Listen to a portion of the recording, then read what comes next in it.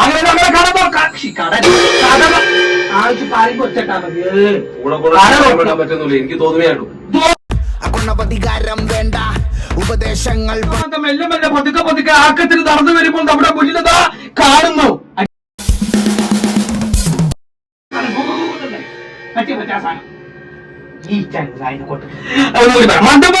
പതുക്കെ പതുക്കെ ആക്കത്തിൽ നടന്നു വരുമ്പോൾ നമ്മുടെ കൺമുന്നിൽ കാണിക്കുന്നു പച്ചമുളക്.